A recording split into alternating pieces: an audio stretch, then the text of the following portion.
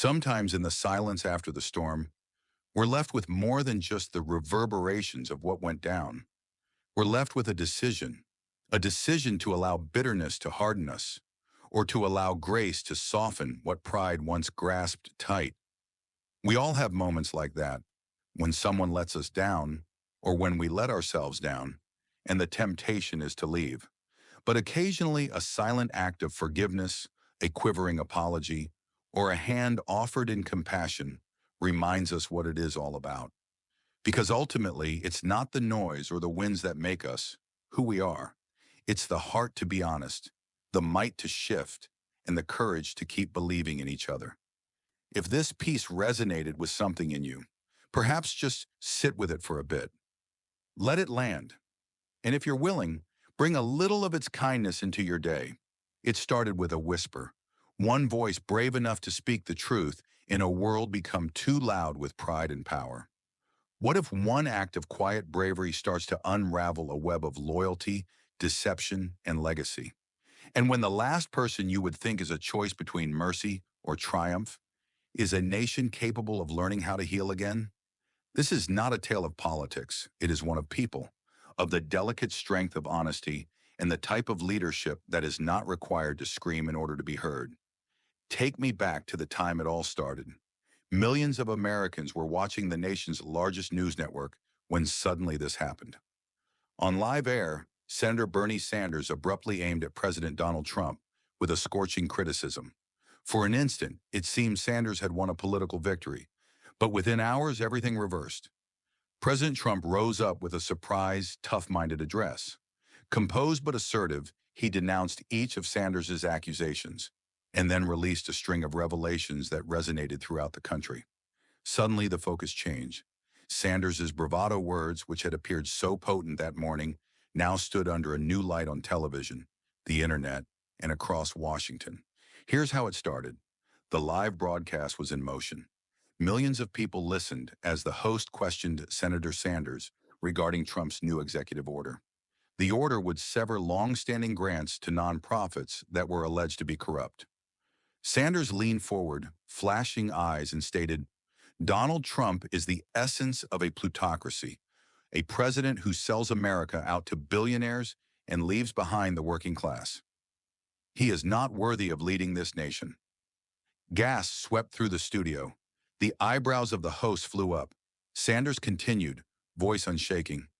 "The American people need a leader who genuinely fights for justice, not one who postures to fight corruption while waiting in it." Social media erupted immediately.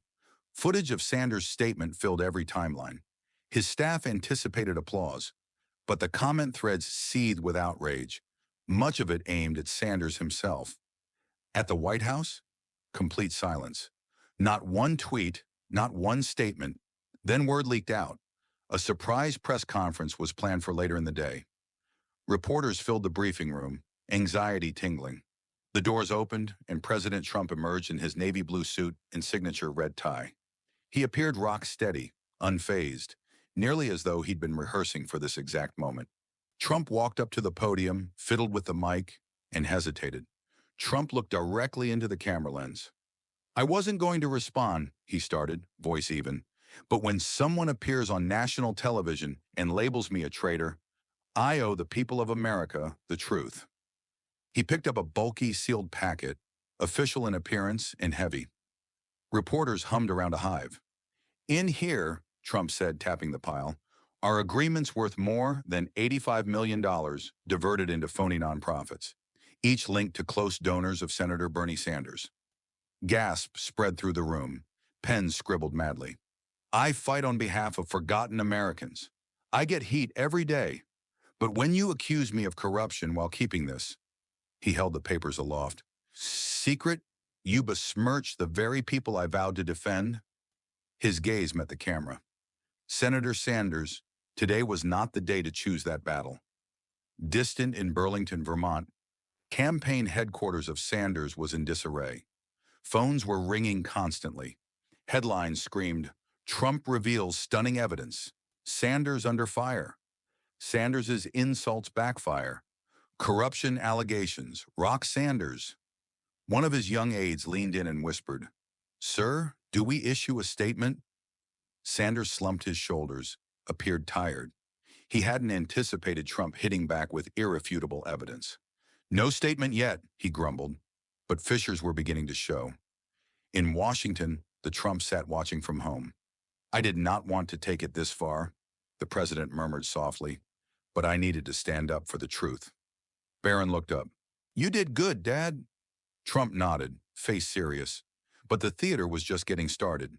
The next 21 hours would redefine not just Sanders' reputation, but Trump's and America's as well. All the big networks canceled primetime programming. Anchors replayed the proof. Invoices, names, dates, records indicating that Sanders had quietly authorized payments to phony nonprofits operated by longtime supporters, all while sermonizing social justice on the air. In Burlington, Jane O'Meara Sanders paced alone in front of the TV, rosary clutched in her hand. God, save my husband, she breathed. Meanwhile, Trump's message flooded every medium. Truth crushes Sanders. Corruption exposed. What hit hardest wasn't just the paperwork, it was Trump's tone. Calm, direct, almost fatherly. I've made mistakes, he admitted, but what I've never done, Trump continued, is steal from the American people and wrap it in the cloak of morality. The nation didn't just watch, they felt it. Veterans phoned into all-night radio, voices heavy with emotion. Single mothers uploaded thank you videos from small kitchens. This moment had crossed the aisle. It had become a gut check of truth. And Bernie Sanders? He was soon going to endure the storm. Trump's phone vibrated. His aide leaned over. Sir, it's Senator Sanders. He wants to talk to you, privately. Trump breathed in, filled a glass of water, and crossed to the window, looking out over the quiet streets of Washington, D.C. Then calmly and slowly he replied. Senator Sanders, he replied firmly. A pause of silence. Then Sanders's voice, tense, came over. Mr. President, I didn't think you'd go this far. Trump did not shout. He did not gloat. Simply quiet truth. I didn't go far, Bernie. I told the truth. You went too far when you lied on national TV. Sanders stuttered. You destroyed me. Trump responded, you destroyed yourself. The moment you ridiculed the people who still believe in something real. The moment you called someone who fights for them a fake. Click. Trump hung up. No yelling, no threats.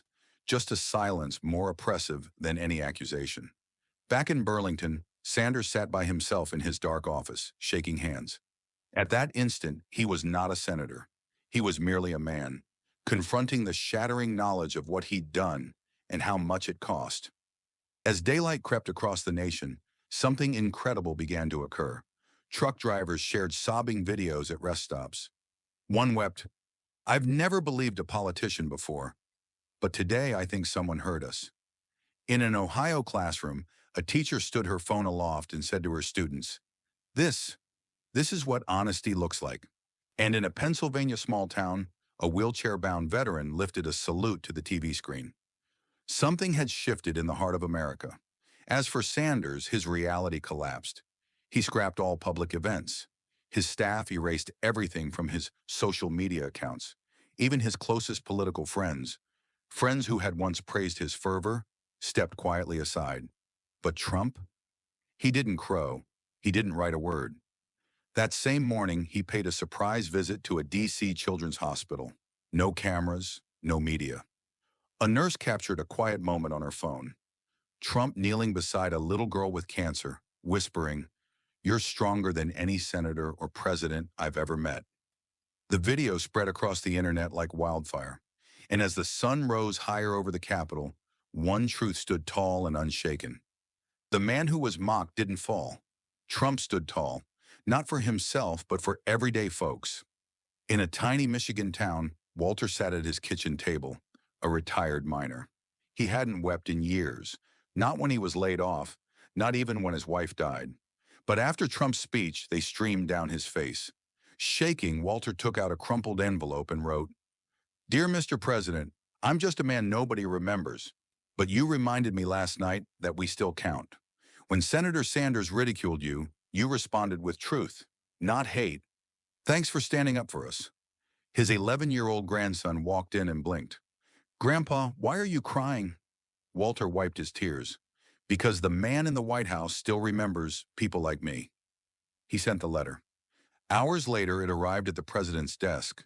What Trump did with it would shortly shake the nation. The big media outlets attempted to spin the tale. Sanders' supporters said he'd been misunderstood. Too late. Folks had read the evidence for themselves. Trump didn't have to scream. He sat calmly, unfurled papers, and truth won out. Sanders' staff hustled, deleting tweets and washing out comments. But screenshots never perish. Meanwhile, all of Trump's tweets filled with things like, "Thank you, Mr. President. I'd lost hope until you held that child's hand. You didn't just reveal Sanders. You gave us courage." At a small diner in rural Wisconsin, two African-American women sat glued to the TV watching the news. One of them leaned over and whispered, "I never voted for him, but after yesterday, I just might." It wasn't political, it was emotional. In Ohio, 9-year-old Ethan sat next to his dad, a veteran Marine, as Trump spoke. That evening, Ethan hugged the creased American flag from his uncle's funeral. At breakfast, he said, "Dad, I want to send this flag to President Trump. He's not fake like that guy on TV. He's real." His father had to swallow hard before answering. That same morning, Ethan's drawing, Trump standing tall with a heart on his chest, went viral. His mom captioned it, "My son says this is what a president looks like. Thank you, President Trump, for standing tall when others lie." By lunchtime, the White House had contacted Ethan's family. Within the evening, the boy's folded flag was already en route to Washington. During his next speech, President Trump merely waved the flag above his head without uttering a single word. The audience exploded with approval.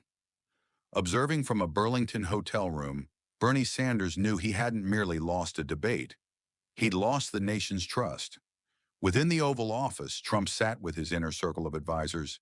He placed a new packet on the table that read, "Authorized personnel only." Senior advisor Stephen Miller leaned forward, concerned. "Are you certain, Mr. President, releasing this?" Trump held up a hand. "The people should know. Not tomorrow. Today." Inside the packet, bank records, email chains, financial disclosures. Evidence that a community health initiative once praised by Sanders had morphed into a money laundering hub. Millions in taxpayer dollars were gone, quietly redirected to Sanders's campaign donors. This wasn't mere name-calling, it was betrayal. Trump straightened and said quietly, "We fight corruption not with anger, but with light, and we're about to flip the switch." Outside the White House gates, individuals waved homemade signs and flags. For the first time in years, numerous individuals felt something akin to hope. In Montpelier, Vermont, a young woman named Sarah sat by herself in her apartment. She'd worked as an intern for Sanders, typed reports, glimpsed those documents in person. Guilt swept over her. She opened up her laptop. "Dear President Trump, you don't know me, but I worked for Senator Sanders. What you said is true. I have evidence and will testify if necessary. I just want to do what's right." She pressed send. 5 minutes passed, then her phone rang. "We're listening. Thank you. You're brave." Sarah's tears streamed down her cheeks, tears of relief. That night, Trump appeared on the South Lawn. No dramatic lighting, no swelling strings, just a flag behind him. "I wasn't going to talk tonight," he started, voice soft. "But I got a miner's letter, a little boy's flag, and a young woman's confession." He held Walter's letter. "This isn't about politics, it's about truth. When I was ridiculed on live television, I didn't blink. Don't know who I am, but when someone ridicules truth, ridicules the American people, that's when we have to stand up." His voice filled with emotion. "We're not perfect, but we're good, and I'll never give up fighting for the good people of this nation." Home viewers cried, bowed his head, hands over his face. In his dingy hotel room, Sanders wept. At last, the truth had reached him. Within seconds of the speech concluding, clips poured onto all platforms. One stood above them all. Trump stopping, his eyes brimming, and saying, "This country does not need more smooth politicians. It needs honest people. If the truth makes you dislike me, so be it. I will continue to fight for you." The phrase was repeated millions of times. Even those who'd never voted for Trump breathed, "That's real." A young liberal podcaster collapsed on a live broadcast, barely whispering, "Thank you. You did the right thing." That takes real courage. Melania took Sarah's hand. Truth doesn't need a crowd to matter. It just needs someone brave enough to say it. Sarah's eyes began to well up. "I was afraid. I didn't know if it would even matter." Trump moved closer. It mattered. It matters more than you'll ever know. That session remained confidential. No press statement, no tweet. But the ripple was seen throughout the country. Folks felt it. Something unusual. A shift that wasn't manufactured but deserved. Meanwhile, the backlash mounted. Former campaign workers from Sanders' early years in Vermont started coming forward.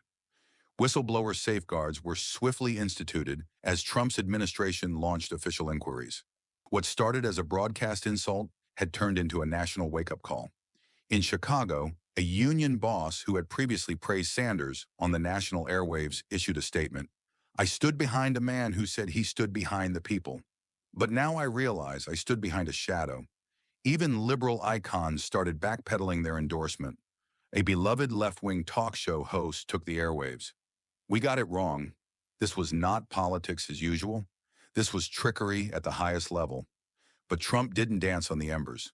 He continued to work. He remained silent. And one evening, just past midnight, he stood alone on the Truman balcony, Ethan's flag now encased in glass on his desk. He gazed out at the city, the lights, the quiet. He spoke softly to no one. "This isn't about me. It never was. It's about remembering who we are when the lights go off." Within the Capitol, there were bipartisan murmurs, opposition leaders on both sides quietly nodding in the recognition that, finally, truth had overcome tribalism. As morning broke, Melania arrived. No words spoken, just silence, hands clasped, standing shoulder to shoulder, witnessing the city they loved waking up, a little bit more truthful than it had the day before. "Just did something that most senators don't ever get to do for their nation," Trump spoke quietly. "Thank you for being brave." Sarah's facade broke. Her face was a river of tears, Melania's as well.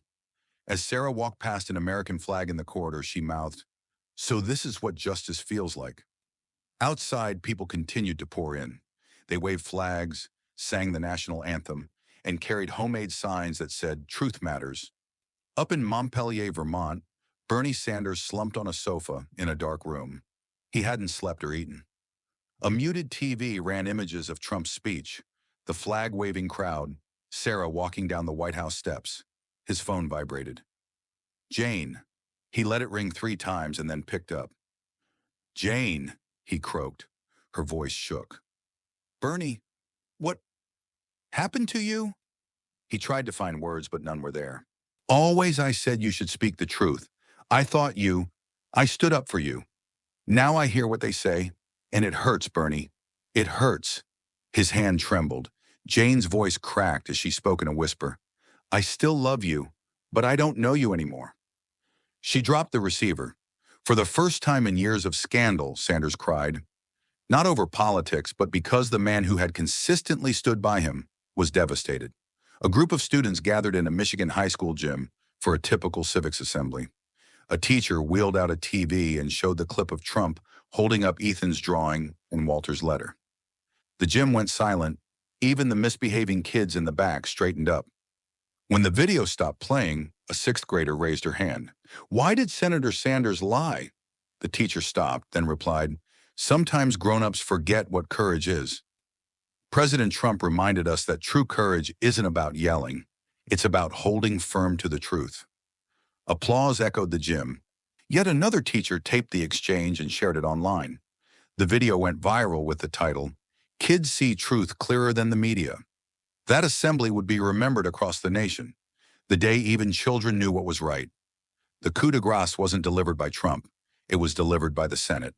During a closed ethics hearing, 3 Democratic senators made a sealed complaint calling for Bernie Sanders' resignation for betraying the public trust. One senator put it succinctly, "He mocked a man trying to fix what we broke." But when the cameras panned to Bernie Sanders, alone at a podium in Burlington, Vermont, something was different. His shoulders slumped, not in defiance, but in humility. His voice broke not from stage drama, but from honest, unvarnished truth. "I came here tonight," he began, "not as a senator, but as a man who lost his way." He paused, his hands shaking. "I hurt people. I broke trust. I bullied a man who refused to stoop to spite. For that, I am genuinely sorry." The viewers across the country held their breath. No scripts, no spin, just a man facing the burden of his own doing. "I tried to win the argument, not the hearts, but the hearts matter more." He didn't strike at Trump. He even complimented him. "President Trump demonstrated something I had forgotten: restraint, decency, and the courage to meet hate with equanimity.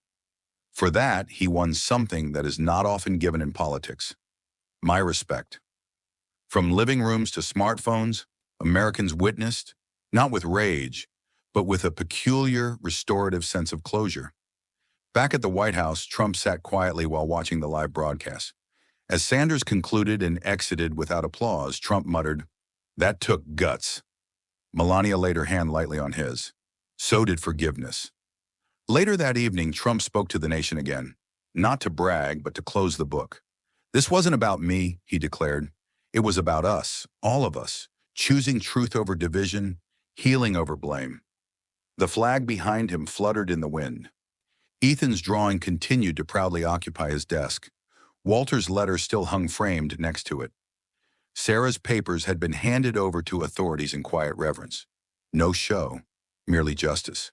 And the nation? It remembered.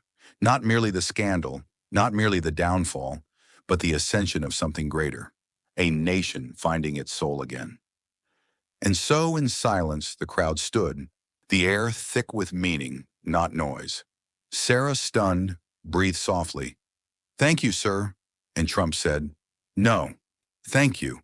You reminded us all why we serve." The moment stood as a moment of turning, not in a political cycle, but in the national spirit. No blue signs, no red hats, no chants. Just grace, just truth, and people gathered together, if only for a moment, as Americans first. Media publications attempted to bill it as a political win, but the people were smarter than that. What they had just experienced was not common: accountability without coercion, leadership without egos, and unification ignited not by statute, but by conscience. Over the next several days, polls moved.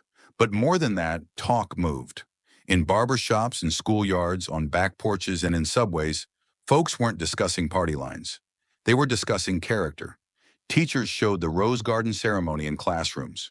Ministers spoke on mercy, quoting from Trump's words, "They have no power, no titles, but they have something stronger: heart." Even those critics, toughened by years of polarization, stopped, determined not to laud, but to think. Some still disagreed with his policies. Some would never agree. But for the first time in a very long while, many acknowledged something they never imagined they would. He led when it counted most. At home in Vermont, Bernie Sanders saw the ceremony replayed on a cracked tablet. Alone, a lone candle burned by the window, Jane slipped in and sat next to him, saying, "You can't alter the past, Bernie, but you can decide who you become today." He nodded. Later that evening, Sanders issued a final message. A letter, brief, authentic, no politics. "To America, I failed you. I attempted to win a war with words where healing was what we required. President Trump demonstrated strength not to conquer, but to forgive. I realize that now, and I thank him. I leave not in shame, but in humility.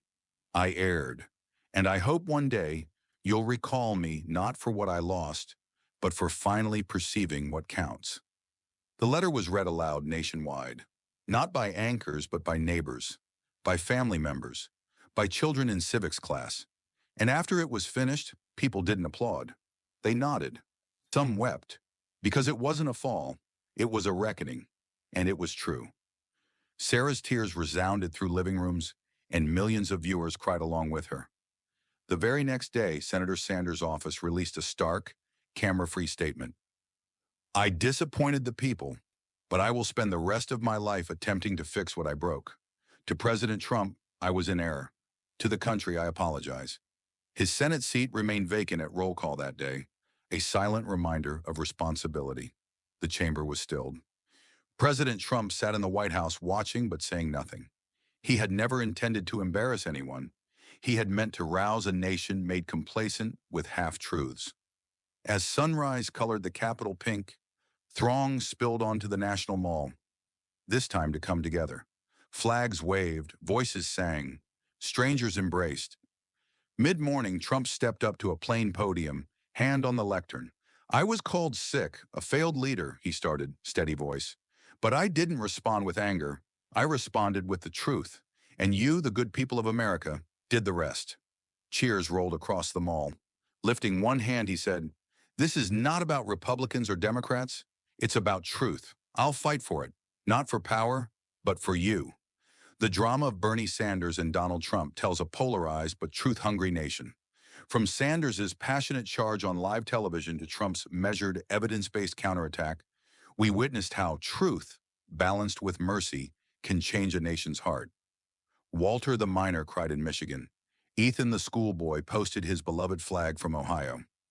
Intern Sarah put everything on the line to expose secret documents. Trump's unpublicized visit to Jane O'Meara Sanders, his refusal to make a public announcement of Sanders' apology letter, and his decision not to kick a man down, exemplified that compassion heals more than vengeance could. Sarah's bravery is evidence that one person can make a difference in a community, either on the internet or over dinner. We can emphasize what we have in common: truth, trust, forgiveness, instead of allowing anger to tear us apart like Ethan and Walter can. Small, genuine acts of kindness can weave unity and hope back into the fabric of our nation. Thanks for coming along this path of truth and mercy. Subscribe so that you won't miss the next tearful story. Let's continue spreading hope and unity in America together.